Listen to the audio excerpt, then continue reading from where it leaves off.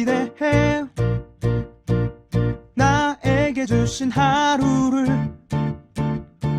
때론 피곤하고 일어나기 싫고 널 깨우는 알람 소리에 짜증도 나겠지만. 안녕하세요. 오늘도 푸른 말씀 임세휘 목사입니다. 반갑습니다. 주무시지 않고 나를 지키셨네. 오늘을 나에게 주셨네. 새 말씀 안에 주가 주신 사랑과 은혜와 능. 오늘 하나님께서 우리에게 주시는 말씀은 시편 79편 8절로 13절까지 말씀입니다. 우리 조상들의 죄악을 기억하지 마시고 주의 궁휼로 우리를 속히 영접하소서. 우리가 매우 가련하게 되었나이다. 우리 구원의 하나님이여, 주의 이름의 영광스러운 행사를 위하여 우리를 도우시며 주의 이름을 증거하기 위하여 우리를 건지시며 우리 죄를 사하소서. 이방 나라들이 어찌하여 그들의 하나님이 어디 있느냐 말하나이까. 주의 종들이 피 흘림에 대한 복수를 우리의 목전에서 이방 나라에게 보여주소서. 갇힌 자의 탄식을 주의 앞에 이르게 하시며 죽이기로 정해진 자도 주의 크신 능력을 따라 보존하소서. 주여, 우리 이웃이 주를 비방한 그 비방을 그들의 품에 7배나 갚으소서. 우리는 주의 백성이요 주의 목장이 양이니 우리는 영원히 주께 감사하며 주의 영예를 대대에 전하리이다. 아멘. 오늘 시인의 마음은 굉장히 불편합니다. 굉장히 불편하고 또 억울하고 분노가 가득합니다. 왜 그렇습니까? 우리가 시간 관계상 읽지는 않았지만 1절에서 7절을 읽어보면 이 이스라엘 민족이 이방 백성들에게 짓밟혔음을 우리가 살펴볼 수 있습니다. 민족만 짓밟힌 것이 아니라 그들이 그렇게 중요하게 여기는 성전까지 짓밟혔음을 살펴볼 수 있습니다.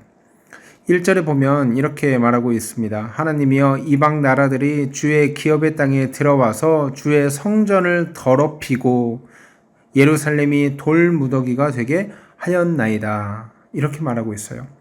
아마 바벨론 같아요. 바벨론으로 추정되는 이방 나라의 군대가 들어와가지고 백성을 도륙하고 또 새와 짐승들이 그 시체를 먹게 하였고요.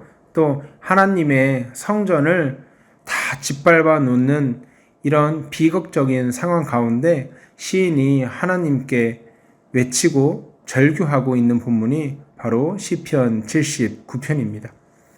여러분, 그런데 이 원수들의 그런 악행에 대해서 하나님께 이르고 또 하나님께 비명을 지르는 이 시인이요, 8절부터 그 시각이 변하고 있습니다. 8절에 뭐라고 했냐면 우리 조상들의 죄악을 기억하지 마시고 이렇게 말해요. 또 9절에 보니까 이렇게 말하고 있습니다. 9절 하반절에요. 우리를 건지시며 우리 죄를 사하소서 이렇게 말하고 있어요. 무슨 말입니까? 그 고난 자체에만 집중하던 시인이, 그 짓밟힌 비극에만 집중하던 시인이 드디어 상황에서부터 눈을 돌려서 하나님을 바라보게 되었다는 거예요. 여러분, 이게 굉장히 중요한 인사이트거든요.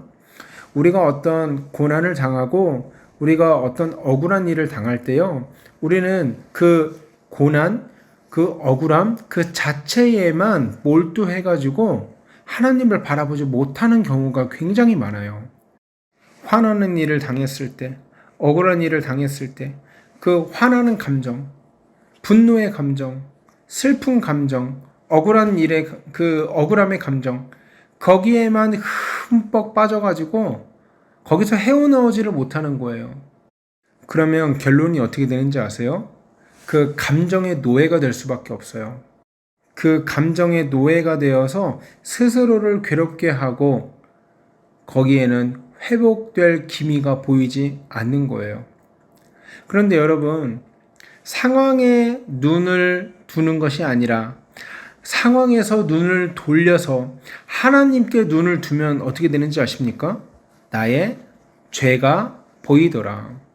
그래서 8절, 9절에 내 죄를 고백하기 시작하는 거예요.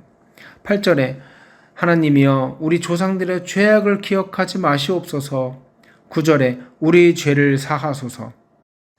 그냥 바벨론이 쳐들어와서 짓밟히는 줄만 알았어요. 이게 도대체 뭔 일인가? 왜 이런 고난과 왜 이런 고통이 우리에게 찾아왔는가? 알 길이 없었어요. 거기에만 몰두하다 보니까 하나님의 큰 일에 대한 이해가 없었어요. 그런데 하나님께 시각을 두고 나니까 그때 비로소 나 자신의 죄가 보이더라.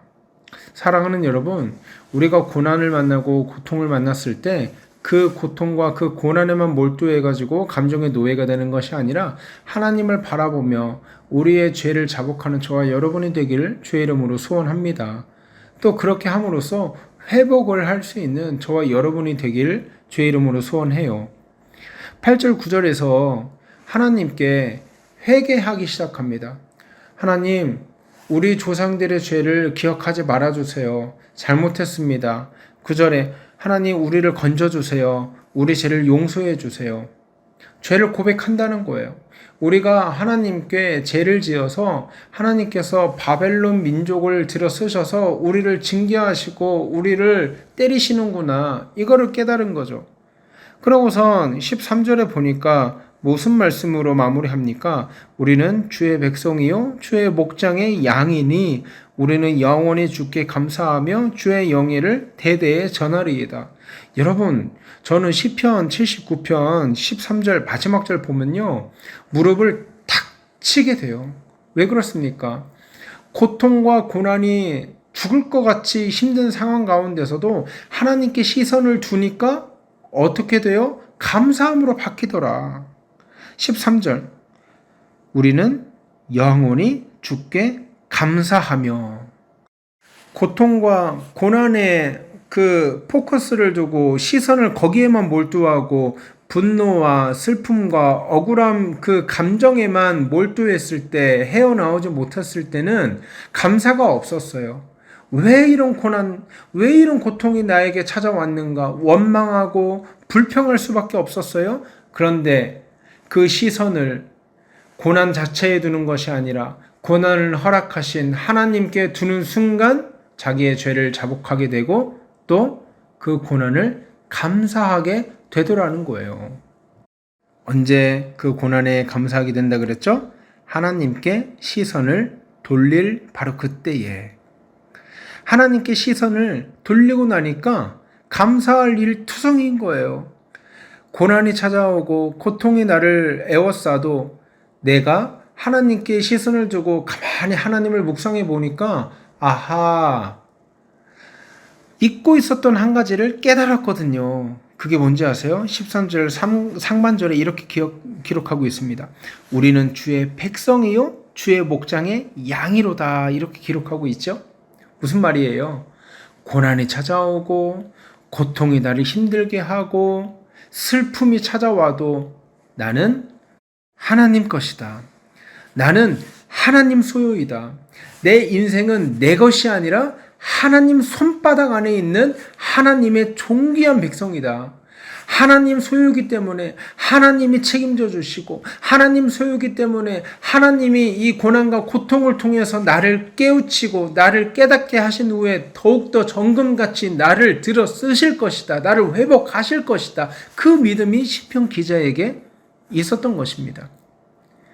고난 자체에 집중하고 고통 자체에만 함몰되었을 때 감사와 평안이 없었는데 그 고난과 고통에서 눈을 들어 하나님께 시선을 두는 바로 그 순간 내 죄가 보이고 내가 그럼에도 불구하고 하나님 품에 거하는 하나님의 자녀가 됐음을 깨닫는 바로 그 순간 감사가 터져 나오고 찬송이 터져 나오는 거예요. 바로 이것이 우리가 살아가는 방법 아니겠습니까? 그러므로 사랑하는 여러분, 고통과 죽을 것 같은 힘든 시기 앞에 죽을 것 같은 답이 보이지 않는 문제 가운데 이 문제에만 시선을 두는 것이 아니라 이 문제를 허락하신 하나님께 우리의 시선을 두는 저와 여러분이 되었으면 좋겠습니다. 바로 그럴 때 여러분 감사하게 될 거예요. 바로 그럴 때 찬양하게 될 거예요. 그래서 문제와 고통과 어떤 상황이 어려움이 찾아왔을 때 오히려 하나님을 더 찬양하고 하나님께 더 감사 돌려드릴 수 있는 저와 여러분 되기를 주의 이름으로 소원합니다. 이 시간 기도하실 때 하나님, 오늘 만나는 여러 가지 상황과 문제들 가운데 그 문제에 집중하지 않도록 하시고 그 문제를 허락하신 하나님께 집중할 수 있도록 인도하여 주시옵소서. 그래서 어떠한 고난과 어떠한 어려움을 내게 허락하든지 그것을 감사함으로 받아들이며 하나님을 더욱더 신뢰하는 믿음 허락하여 주시옵소서. 그렇게 기도하고 오늘 하루 힘차게 살아가는 저와 여러분 되기를 주의 이름으로 소원합니다. 함께 기도하겠습니다.